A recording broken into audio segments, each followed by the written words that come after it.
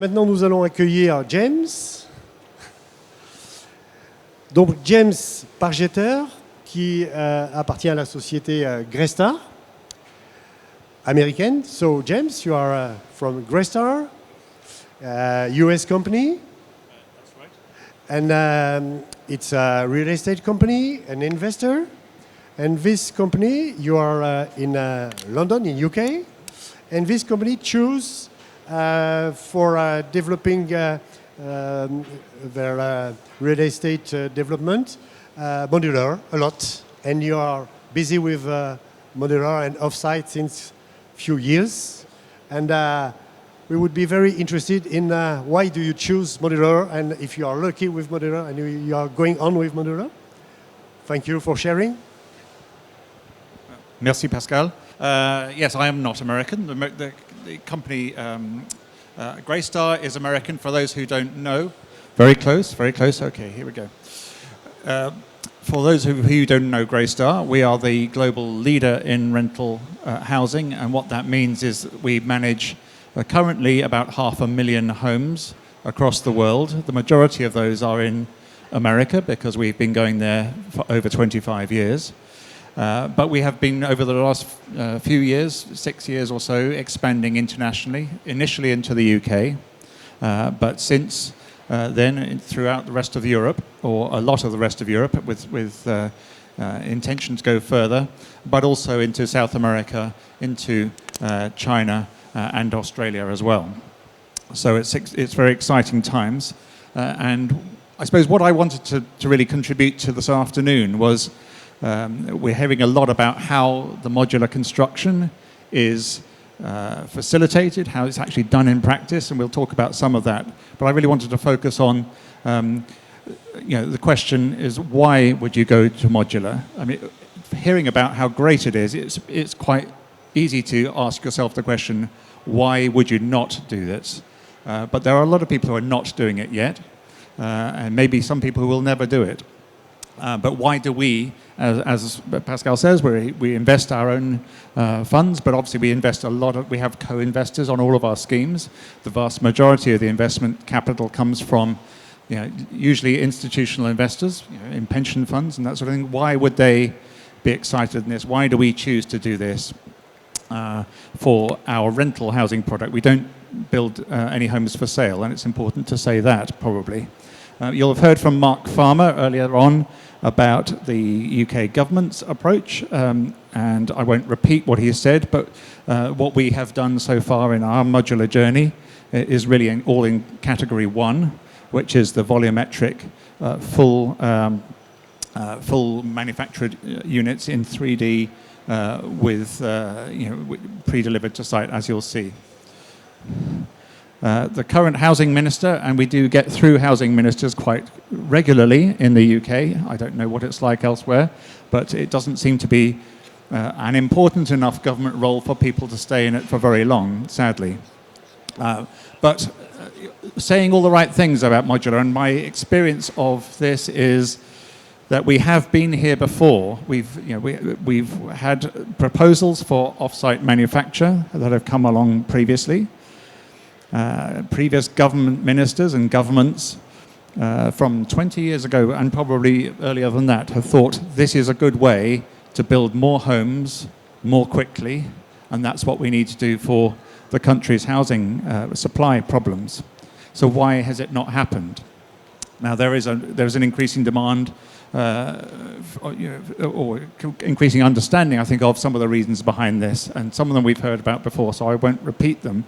But it is about building faster, building cheaper, and building with greater quality and with greater sustainable qualities as well. For the way I look at it is to compare actually ourselves as a rental housing operator. And you'll have heard that quite a lot of student housing and other types of hotels and other what are essentially rental products that rather than ownership products have adopted this more quickly than the house building sector for sale. Although it is good to see some of the major house builders now starting to think about that. But for most housing to date, in the UK certainly, the speed of delivery has not been a critical factor for those developers. They develop at the rate they develop because it matches the rate at which they want to sell the homes. They don't need to go faster than that. In fact, nobody will provide the finance for them to do that. The new homes that they build are generally sold to individual buyers, so the long-term maintenance issues that are around that are then the responsibility of the individual purchasers, not the original developer. They may want to make late design changes. If someone comes along and says, I would like to buy this house, but I would like you to change the kitchen or the bathroom or have some other special requirements, then that can be done if you're not building modular, relatively easy. And so as a result of that, the cost certainty becomes later, the commitment to spending that money becomes later, and any issues of quality control historically have just been dealt with on an individual basis because that's been satisfactory. When we look at rental housing of various types, the speed of construction is really valuable to us. The quicker we don't sell the properties once we've built them, we will start renting them out, and that is obviously a very much slower payback period. But the earlier that we can get that started, the better that is for us and for our investors. These buildings are done for a single investor or a single ownership entity. We retain the ownership, and then we retain obviously the responsibility for maintaining those buildings beyond that point, usually with on-site management and maintenance teams. Design changes, well, our individual occupiers won't know that they're coming to live with us. They won't have a say in that, and we will have thought out really good quality, well-designed homes for them to live in, but we won't want to make individual design changes to individual homes. That's not a necessity for us. What it does provide for us is earlier cost certainty, but it also, the flip side to that is that some of that cost, more of that cost, needs to be spent earlier, and we'll explain a bit more about what I mean by that. And then the really big thing is the quality control and the consistency of that quality are really important for us because we want things to be, obviously never go wrong, but when they do go wrong or need maintenance, each apartment will be, each fitting, each kitchen, each bathroom, etc., will be fitted out in the same way, and it makes it easier to maintain. So, just thinking about some of the sort of key stages for our for the building process, and comparing the strengths and weaknesses maybe of the traditional versus the modular. And this is obviously fairly indicative. There will always be exceptions to some of these things. But I would say that modular really scores very highly in being strong in all of these categories.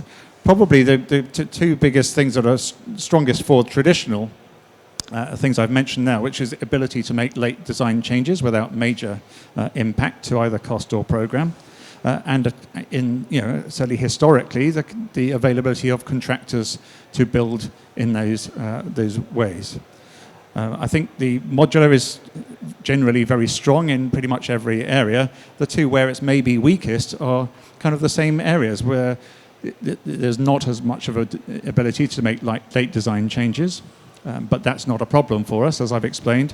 But also the availability of contractors and suppliers out there, which is an emerging sector. There isn't a huge amount of choice, and it will be, if we're to meet all the ambitions that are being talked about, a lot more organizations and suppliers need to either come into the market or hugely expand from where they are at the moment. Here's a little diagram of the modular system that we use, how it works. The first stage is to put up the ground construction and up to a first floor podium deck in reinforced concrete, in situ concrete, together with the lift and stair cores. And then really it's just to stack those modules which have been built off-site. Each of which has its own steel frame and concrete floor in the system that we use, which is has been supplied by Vision Modular Systems. And they come along, so they are this is not lightweight construction, this is These are 25-ton modules which need big cranes to lift them in. And then finally, up the outside, whatever type of facade, which is where a lot of the architectural difference of appearance can come along.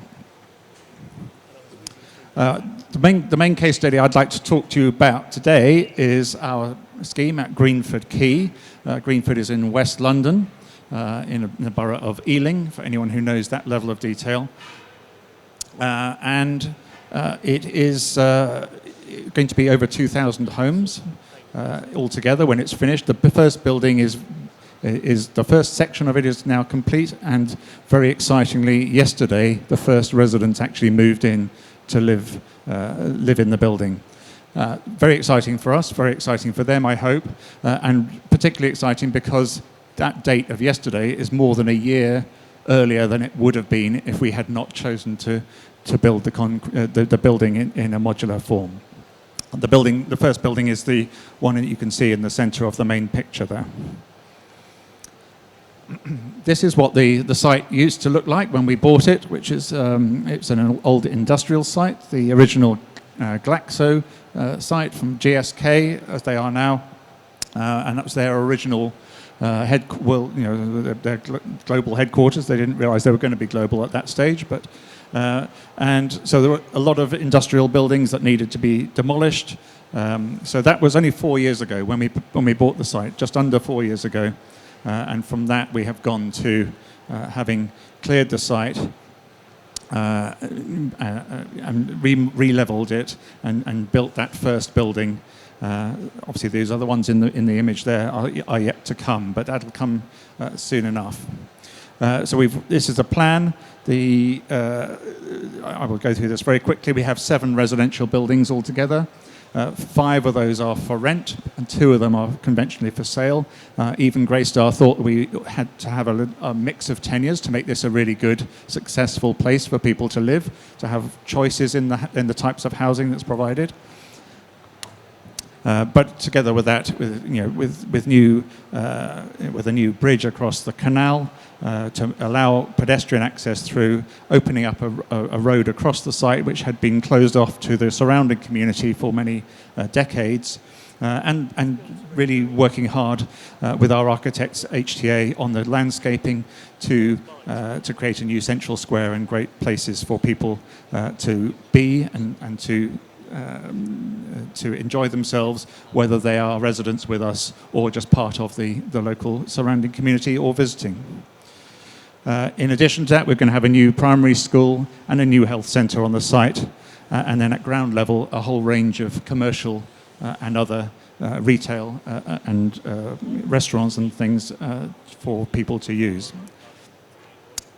Very important to our modular journey when we first started thinking about this, and we didn't start off, it's also important to note, we didn't start off thinking this was going to be a modular scheme. We made that decision fairly early, but not at the beginning, was to experiment by building this prototype 2-bedroom apartment at full scale with our design, and what that allowed us to do was just check everything was going to work in practice. So we did make a number of changes, experimented with some of the colors, the finishes, the materials within that specification, as well as the other things like where the switches and electrical fittings were going to go. Does it all work? You could actually walk around it rather than just look at a drawing and check that was all going to be okay. And only once we were happy with that did we say, fine, we're going to sign the contract and build thousands of these. So that's a very important stage for anyone who's thinking of getting into this, is to actually do a full-size prototype. It may seem a bit over the top to start with, but it's well worth the effort. So this is what the site looked like about a year ago. And back in April, you can see the modules being coming into position, more advanced at the end of the building, which has the higher tower element, which is where our shared resident amenity spaces are located at the very top level, so that everyone has access to the best views. And that's where there's going to be there is a great gym and a residence lounge. So everyone has access to that. But you can see, so one end of the building is really well advanced. The other end of the building has hardly started at that point, so it's a slightly unconventional sequence, but it works brilliantly well. And this is really our most recent aerial photo. This end of the building from the tower element and the wing that goes out to the left beyond that are the ones that are opening, and people are now living in that as of yesterday. Obviously a fairly limited amount of landscaping so far, but that'll be coming along as other buildings progress in the near future. So just talking about the benefits to the program, what has that meant for us? This is what a traditional construction program or procurement program might look like. But compared to that, the modular would be, planning and design fairly similar, but you start overlapping the procurement with that design because you need the input from the supplier or the modules, and the module production means that your actual on-site construction period is probably about 50% of what it would be otherwise. That gives you early occupation, and so. But the key points to bear in mind is that decision to go modular must be taken very early. To try and incorporate that later in the process would probably take longer than the time it would save. And when you've just said you've frozen the design, you really have to mean it and to stick to that. The other point is, you can see with the compressed program, it does actually accelerate the rate of spend, so the costs and the finance that you need to arrange to pay for that process becomes earlier than it would otherwise be. That may be a factor for some people. So in summary, some of the key benefits: speed of delivery and enhanced quality are our main ones. Those are our primary drivers to choose this decision. I won't go through the individual things, but the secondary things are things like better site conditions, better and much more enhanced sustainability characteristics. And we have saved, or somebody has calculated, we have saved over 26,000 tons of CO2 on this first building alone, and we've still got 6 other buildings to come along afterwards. The other point is it's reduced the site traffic by 80%, which has been really welcomed by the people living in existing housing around the local community, because it's reduced the construction site traffic and the inconvenience to their lives. There's the Deputy Mayor who visited the site about a year. That's only really a year ago, and you can see the difference that has happened since then. So I think what I'll do now is just hand over to Rory, who's from HTA, who have been our architects, who can talk about particularly this one on the left in a bit more detail, which is the scheme in Croydon, which we think is the world's tallest modular tower. But that just topped out in terms of having the last module installed just last week. So exciting times for the modular sector in the UK. Thank you very much.